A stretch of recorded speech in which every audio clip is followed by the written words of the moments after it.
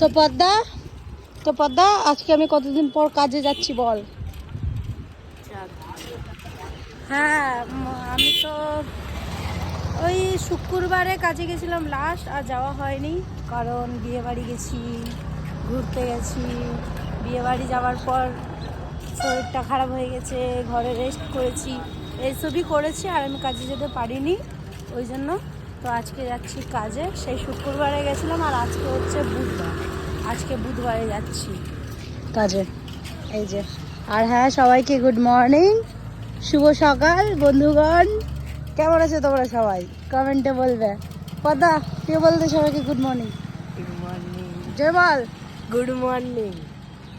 তো চলো যাই কাজে। আর আজকে আমি সকাল সকাল উঠেছি, আজকে আমি ঘুম থেকে উঠেছি 7টার সময়, এর পরের দিন 6:30, তারপরে 6টা, আস্তে আস্তে আমিও ভোরবেলায় উঠবো।